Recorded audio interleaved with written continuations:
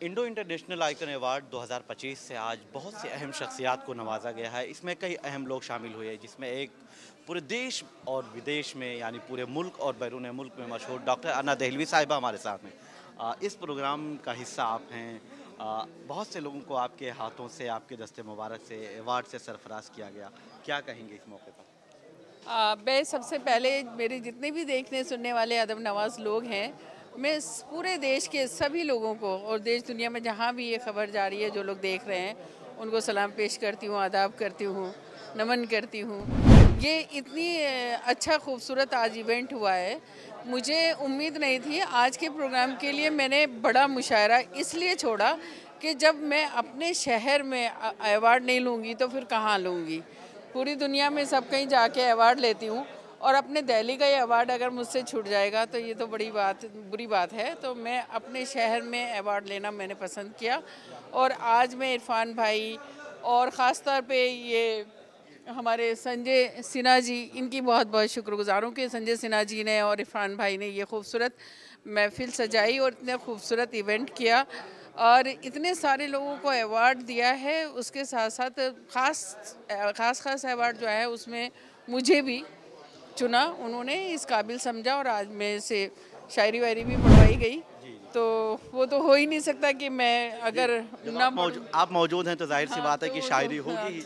लेकिन इस तरह के प्रोग्रामों से क्या मैसेज जाता है और कितनी ज़रूरत है? देखो, जिन्होंने मेरे देश के लिए कुछ काम किया है तो उनका हक बनता है कि उनको नवाजा जाए, उनको इज़्ज़त दी जाए, उनको एजाज़ दिया जाए, उनको अवार्ड दिया जाए। और ये बड़े फ़ख्र की बात है कि आज की जो महफिल में जो गुफ्तगू की गई है वो इंसानियत पे की गई।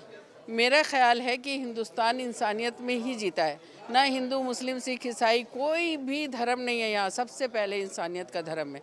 इंसान अगर नहीं है तो वो अच्छा कोई भी किसी को मानने वाला हो ही नहीं सकता। मैं ये मानती हूँ कि इंसान को हिंदुस्तान में रहने वाले को सबसे पहले इंसान होना चाहिए। तो मेरा ये ऐसा ही मेरा भी मानना है। मैं हिंदी उर्दू दोनों मंचों पे जाती हूँ और ये मैं एक तरीके जो नाजरीन हैं, जो देखने वाले हैं, उनके लिए दो लाइन, दो अशार क्या सुनाऊँ मैं आज के लिए? क्योंकि आप हैं तो शायरी की बात तो होनी चाहिए। हाँ, एक देश के लिए ही सुना देती हूँ। देश के लिए दिल में जो है मेरे अरमान भी दे सकती हूँ, सिर्फ अरमान नहीं ईमान भी दे सकती हूँ।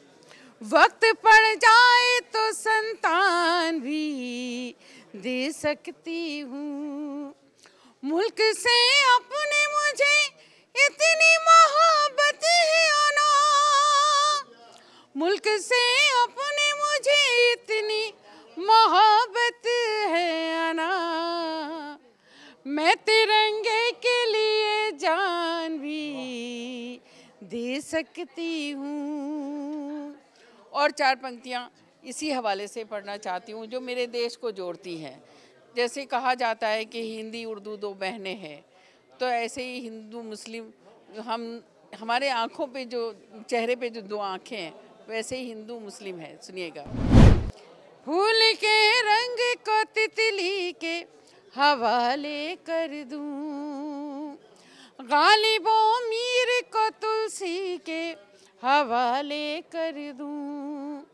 आज आपस में मिला दूं मैं सगी बहनों को, यानी उर्दू को मैं हिंदी के हवाले कर दूं, यानी उर्दू को मैं हिंदी के हवाले कर दूं।